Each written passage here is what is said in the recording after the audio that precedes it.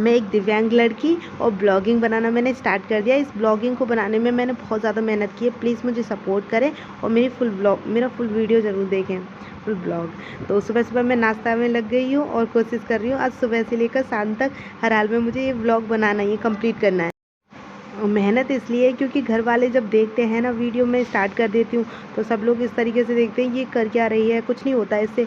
इस तरह का मुझे डिमोटिवेट करते हैं तो मैं थोड़ा बहुत डर सी और सहम सी जाती हूँ शायद कुछ ना हो।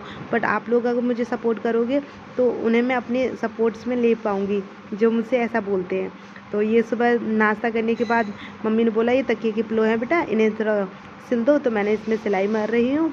सुबह-सुबह उठने के बाद फ्रेश होकर आई, उसके बाद मैंने नाश्ता किया। नाश्ता करने के बाद ये पिलो कवर हैं, उनमें मैं सिलाई मार रही हूँ। इससे ये बाहर नहीं निकलती हैं।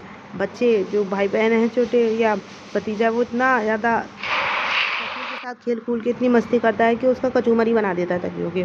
तो अब ये नहा धोने के बाद मैं अपने रूम में आ गई थी स्टडी करने के लिए। हाँ, जब फ़ोन से ऑनलाइन स्टडी करती हूँ तब तो मैं शूट नहीं कर पाती क्योंकि एक ही फ़ोन है। लेकिन जब बुक्स वगैरह से प्रैक्टिस करती हूँ तो उसके बाद मैं अपना वीडियो बना लेती हूँ। और ये ऑनलाइन यूट्यूब द्वारा जब क्लासेस कंप्लीट हो जाती हैं उसके बाद मैं प्रैक्टिस करती हूँ।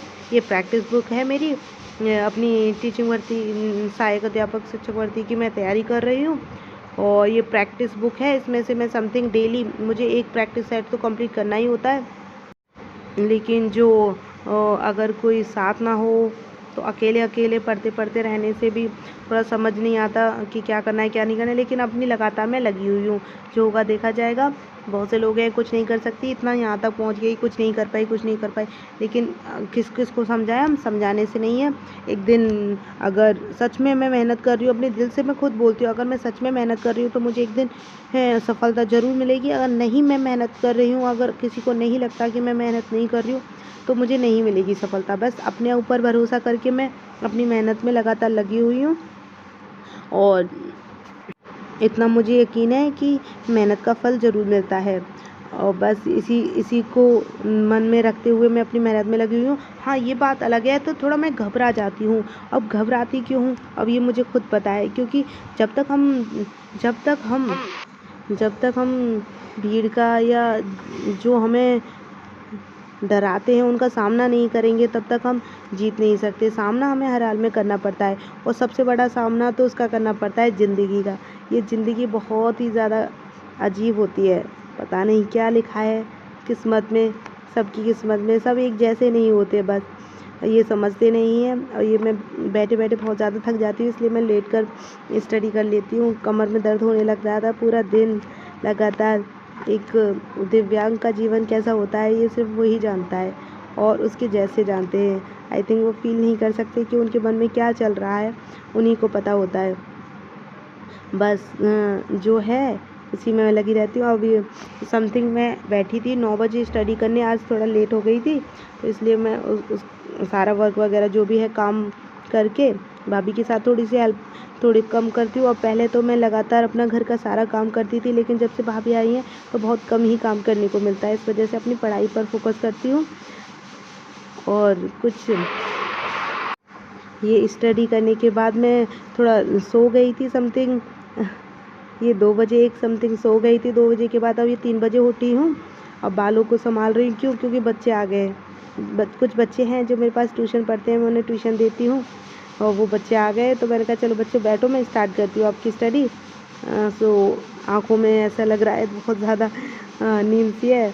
तो मैंने बच्चे से बोला बच्चे ये थोड़ा सा लंच रखा हुआ है बोतल, बेटा बाबू इसे रख के आओ। तो फ्लो वगैरह सही कर देती हूँ, बेड सही कर देती हूँ।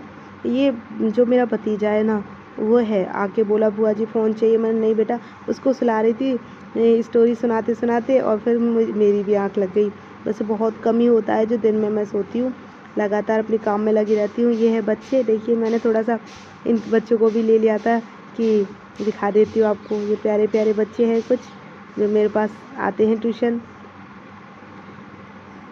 ये सब बच्चे पढ़ रहे हैं। मेरा रूम स्पेसिफिक एक रूम नहीं है, सोच रही हूँ कैसे भी मेहनत करके एक ऐसा रूम बनाऊँ। और ये बच्चे जा रहे थे एंड में तब ले लिया था, सबकी छुट्टी हो गई थी तो बच्चे एक से जा रहे थे, थोड़ा सा ले लिया। कुछ के पेरेंट्स आते हैं उन्हें लेने के लिए और लास्ट में ये चले गए। तो बच्चे बहुत ज़्यादा रूम को इतना गंदा कर जाते हैं, पेंसिल का जो साफ कर कर के इतने सारे उनके छिलके हो जाते हैं पेंसिल के थोड़ा सा। तो मैंने कहा चलो इसको शाम की टाइम वैसे हम झाड़ू नहीं लगाते, पर थोड़ा सा इसको कलेक्ट कर दी थी, एक साइड में कर रही थी मैं, जिससे कि ये गंदगी जो बेड पे ना जाए, किसी के पैरों से चिपक कर बेड पे चली जाती है ना, इसलिए।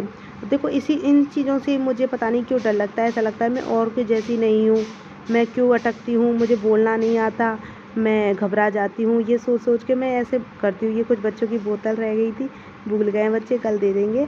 और ये पार्थ है, वो बोल रहा था हुआ मुझे आपके साथ खेल रहा है। मैंने कहा बेटा थोड़ी देर रुको, मैं खेलूँगी। अब शाम का टाइम मेरा रूटीन होता है, मैं मुँह हाथ धोने के बाद अपने भगवान को याद करती हूँ, जो सदा मेरे साथ रहते हैं, मुझे आशीर्वाद देते हैं। ये सफाई हो गई थी, तो सोचा चलो अब मैं भगवान का थोड़ा सा ध्यान करके आती हूँ मुँह हाथ धोने के बाद, और इसको भी अपनी वीडियो में ऐड करना जरूरी है। मैं जा रही थी पूजा करने के लिए। वो पूजा वाला रूम है हमारा, स्पेसिफिक एक मंदिर नहीं है, मंदिर की स्थापना नहीं हुई है, ऐसे अलमारी में अपने भगवान को बस भगवान का एक रूप होता है, उन्हें कहीं भी पधार दी, घर पर और घर में रहने वालों पर बस उनकी कृपा रहनी चाहिए और उनका ध्यान रखना हमारा फ़र्ज़ है। ये दुपट्टा लिया है मुँह पोंछने के बाद अभी मैं पूजा करना स्टार्ट कर दूँगी। अब ये थोड़े से मंदिर की साफ़ सफाई, कुछ फ्लावर्स से मंदिर को लगा हुआ है, तो मैं उसकी सफाई कर देती हूँ अच्छे से। और उसके बाद ये तिलक लगाना है और दिए में घी डालना है। घी डालने के बाद आरती करनी है। डेली मेरा रूटीन है, मैं एक आरती गाती हूँ गणपति भगवान की, कभी आरती गाती हूँ, बदल कर आरती गाती रहती हूँ। मुझे कुछ आरती भोले शंकर की आरती याद है, मुझे गणपति भगवान की आरती याद है, और 8 मंत्र पढ़ना मेरा डेली का रूटीन है। 8 मंत्र गाती हूँ। और थोड़ा सा ये मतलब बताने में शायद मुझे ऐसा लगता है, ऐसा करती हूँ कि मैंने शायद कुछ गलत बताया, या मुझे बताना समझाना किसी को आता नहीं है, इस वजह से मैं बहुत ज़्यादा संकोच करती आई हूँ। इस कारण मैं बहुत पीछे, ऐसा लगता है कि दुनिया बहुत आगे बढ़ रही है, मैं बहुत पीछे रह गई हूँ, समझ नहीं आता। पहले मैं बहुत ज़्यादा इतना डरती थी कि कोई मुझे देखेगा तो क्या मुझ पर हंसेगा कि मैं कैसी चलती हूँ, क्योंकि बचपन में शायद मैंने ऐसा देखा है, इस वजह से मुझे ऐसा संकोच सा महसूस हुआ जब मैं स्कूल जाती थी। तो देखो अभी मैं भगवान जी की आरती कर दी है, आरती ले लेती हूँ, आप सबको भी आरती दे दूँगी। और ये भगवान को थोड़ा ध्यान में रखते हुए उनसे आशीर्वाद ले रही हूँ अपने लिए, अपने परिवार के लिए। सुख समृद्धि भगवान बनाए रखना मेरे परिवार पर, कोई गलती हो तो क्षमा कर देना, अपनी कृपा हमेशा मेरे परिवार पर मुझ पर बनाए रखना। ये चेयर का सहारे लेकर ही मुझे चढ़ना होता है। और ये देखो मैं आ गई अपनी घर में, और ये प्रसाद है आप सबके लिए। और सॉरी भगवान जी, थोड़ा शायद मैं चेयर रखने के बाद उनकी तरफ उन्हें नमस्ते नहीं किया था।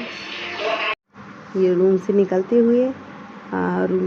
रही हूँ, और ये भगवान जी के चरण स्पर्श, क्योंकि वो सब जगह होते हैं। ये प्रसाद, आप प्रसाद खा लीजिए, ये है मिश्री का प्रसाद। और ये रात हुई थी तब मैंने कहा चलो यहाँ भी ले लेते। रोटी ख़त्म हो गई थी, मैं मम्मी और पार्थ खाना खा रहे थे। आज बनाई थी टमाटो यानी टमाटर की चटनी। ये इंग्लिश और हिंदी का कॉम्बिनेशन भी बहुत हो जाता है मुझसे। कोशिश करती हूँ फुल इंग्लिश बोलने की, इंग्लिश बोलने का मुझे बहुत ही ज़्यादा शौक़ है, बट किसी के साथ कन्वर्सेशन नहीं हो पाता, इस वजह से मैं रह जाती हूँ। ये आ गई और मम्मी ने खाना खा लिया था, पापा जी ने आवाज़ दी, उनको देने गई हैं, तो मैं और पार्थ खा रहे हैं। तो देखो पार्थ को मैं थोड़ा खिलाऊंगी, बोला नहीं बुआ जी मुझे फ़ोन चाहिए। मैंने नहीं बेटा पहले खाना खा लो फिर उसके बाद। आई होप आपको मेरी वीडियो अच्छी लगेगी, तो please like share and comment ज़रूर करें, थोड़ा सा सपोर्ट करें, जिससे मुझे ऐसे ही हिम्मत मिलती रहे और मैं अपनी वीडियो बनाती रहूँ। बहुत ज़्यादा मुझे संकोच हो जाता, बहुत डर लगता था कि कोई मुझसे क्या ना बोले, लेकिन अब मैं थोड़ा कॉन्फिडेंस गर्ल हो गई हूँ। Okay bye.